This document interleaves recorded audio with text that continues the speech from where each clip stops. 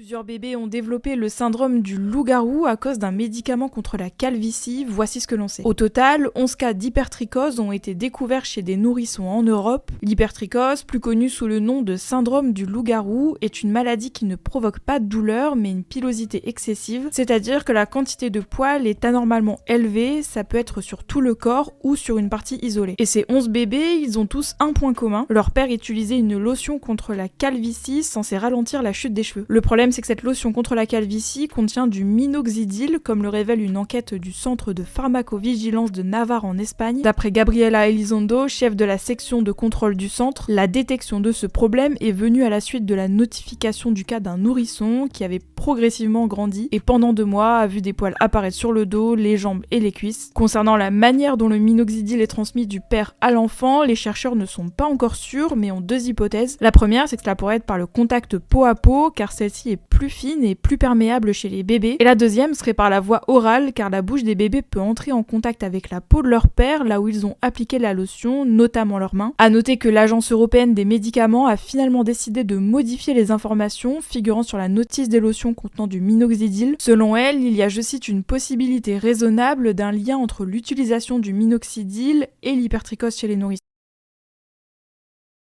Bonjour et bonsoir à tous. Vous venez de voir à l'instant un petit extrait d'une vidéo de Hugo Décrypte. Vous connaissez tous Hugo Décrypte, un journaliste vidéaste web franco-britannique. Il se fait connaître grâce à ses vidéos sur la plateforme YouTube avec le média Hugo Décrypte. Aujourd'hui, vous le savez, c'est une référence dans son domaine. Il a pignon sur rue, donc bien évidemment, lorsqu'il dit quelque chose, généralement les gens vont l'écouter et le croire sans douter. Dans ce court extrait, la journaliste nous explique que le syndrome du loup-garou aurait pour origine la prise d'un médicament contre la calvitie. Le médicament se nommerait le minoxidil. Et en fait, si un patient venait à prendre ce médicament pour lutter contre la calvitie, il serait susceptible de transmettre via les molécules de ce médicament un pathogène qui serait responsable et susceptible d'engendrer une hyperpilosité aux futures naissances. Et la prise de ce médicament, vous l'aurez compris, est à l'origine du syndrome du loup-garou. Donc si je comprends bien, le minoxidil serait responsable du syndrome du loup-garou. Alors, la question qu'on devrait se poser, dans un premier temps, c'est de savoir quelle est la date de la création de ce médicament. Moi, quand j'ai vérifié, je suis tombé sur une date allant entre la fin de 1950 à 1965. Ainsi, ce médicament a été créé au XXe siècle. J'ai volontairement cherché la date de ce médicament, car si avant le XXe siècle, nous arrivons à trouver des personnes souffrant de ce syndrome, cela voudrait dire que le médicament minoxidil n'est pas responsable de ce phénomène. Sauf que je suis tombé sur une tapisserie datant du XIVe siècle. Cette tapisserie montre des êtres avec une très forte pilosité. Et la tapisserie se nomme « Des hommes sauvages et les morts ». Dans le petit encadré carré, blanc, qui est écrit en anglais, il y est inscrit un texte qui décrit la tapisserie illustrée devant vous.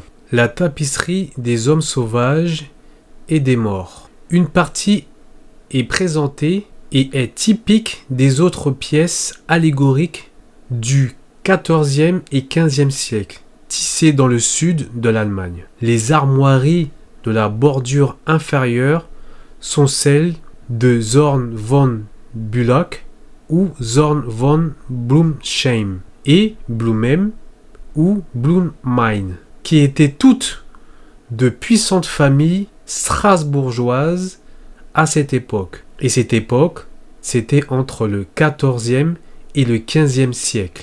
Maintenant, ce que je vais faire, c'est que je vais vous traduire le texte se trouvant sur la gauche. Cette tapisserie du XIVe siècle qui capture les événements de la période migratoire européenne lorsque les Gaulois, Celtes et les Maures d'Europe, entre parenthèses un seul peuple africain, ont perdu l'honneur de défendre leur village, leur ville et leur mode de vie en Italie, en Espagne, en Angleterre, en France et en Allemagne, au peuple italique franco-allemand, et les Slaves qui les ont remplacés et ont attaqué à l'époque avec des pierres et des matraques. Voir que ce sont les morts, entre parenthèses, remarquez leurs bandeaux, qui ont été dépeints comme premier Strasbourgeois et portent des noms royaux. Bon là, ce que j'ai fait, c'est que je vous ai simplement traduit ce qui est écrit en anglais sur la partie gauche de la tapisserie. Je vais alors vous faire un petit résumé de ce que le texte a voulu tout simplement dire. Donc les personnes à la peau colorée, c'est-à-dire marron et noir, sont des Moors. Et c'est eux à l'époque qui étaient les Européens, c'est-à-dire les Espagnols, les Anglais, les Français, les Allemands, les Italiens, et etc. Et ces gens étaient des nobles, c'était des familles royales noires qui étaient en Europe. En face d'eux, il y avait des êtres blonds avec une forte pilosité, nommés les Slaves, armés de matraques et de pierres. Ils ont indiqué aussi que les personnes marron et noires étaient africains, ce qui est absolument faux. Ce n'est pas parce que des personnes sont mélanodermes que cela signifie qu'ils viennent automatiquement d'Afrique. D'ailleurs, j'invite aux sceptiques d'aller vérifier comment était le continent africain à cette époque. Mais de toute façon, ce sont des choses que j'ai déjà précisées dans mes anciennes vidéos. Mais restons sur le sujet car, pour le coup, ce qui va nous intéresser, ce sont les Slaves. Ces personnes avec une forte pilosité, si vous observez bien la tapisserie, vous constaterez que les Slaves sont poilus de la tête aux pieds. Observez même leurs pieds. Observez leurs pieds. Et ceci se passe au XIVe siècle. Et je rappelle que la tapisserie se nomme les hommes sauvages et les Moors. Je tiens à faire une petite parenthèse. Comme je l'ai toujours indiqué dans la plupart de mes vidéos, nous vivons dans un monde de mensonges, où tout a été inversé. Ici, vous pouvez constater que les sauvages sont des Slaves, donc les blonds aux yeux bleus. Preuve à l'appui. Cependant, dans le monde occidental, les sauvages, ce sont les mélanodermes évidemment, les rageux. Les masques vont tomber, vous inquiétez pas. Dans la vidéo de Hugo Décrypte, le journaliste nous dit que la cause du syndrome du loup-garou est due au médicament se nommant minoxidil. Sauf qu'au XIVe siècle, il y avait déjà des personnes du même genre, c'est-à-dire avec une pilosité extrême. Alors, je pose cette simple question. Comment se fait-il qu'au XIVe siècle, nous trouvons des êtres blonds aux yeux bleus avec une pilosité surdéveloppée, sans qu'on ait besoin d'utiliser le médicament minoxidil? Vous n'êtes pas convaincu par cette image? Très bien, pas de souci. J'ai une autre image pour vous. Cette image représente Barbara Van Beck. Vous pouvez la trouver sur Google. Barbara Van Beck, née Barbara Ursler, le 16 février 1629 à Augsbourg, au Saint-Empire, est mort vers 1668. C'était une artiste et une claveciniste, donc elle jouait du clavecin. Connue pour une particularité physique, possédait une forte pilosité. Et tout ça s'est passé au XVIIe siècle.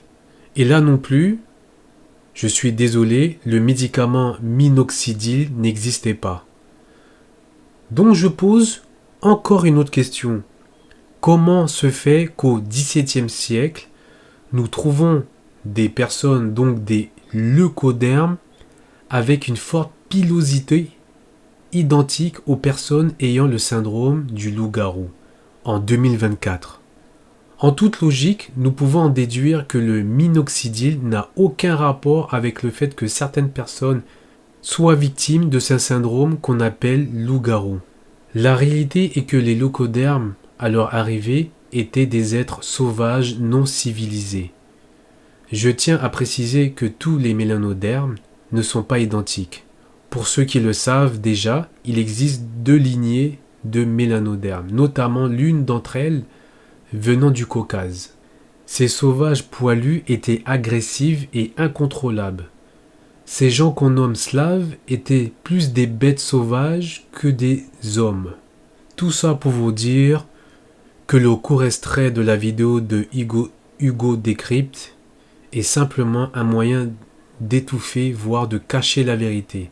Malheureusement, sous l'ère du Verseau, toutes les vérités finiront par se savoir. En fait, c'est simplement que sous l'ère du Verseau, chaque chose reprenne leur place et les personnes qui ont essayé de se cacher vont être démasquées. La forte pilosité n'a strictement rien à voir avec le médicament minoxidil. C'est simplement leur vraie nature qui reprend place. En réalité, ce sont les mélanodermes qui ont civilisé les leucodermes et pas l'inverse. Tout a été inversé. Ne vous fiez pas aux apparences. Ceux qui dirigent sont beaucoup plus malins et beaucoup plus en avance que nous. Attention, parce que tout ce que vous voyez à la télévision est simplement un scénario, c'est du théâtre. Et rien n'est vrai. Ces gens nous manipulent car ils veulent pas que vous connaissiez la vérité. La seule chose qu'ils désirent, c'est que vous soyez endormis. Certaines personnes se disent être avec vous, alors qu'en réalité, ils agissent contre vous. Et ceux qu'on a auto-proclamés ennemis ne se trouvent pas à l'endroit que nos ennemis nous ont indiqué. I'll be back. I'll be back. I'll be back.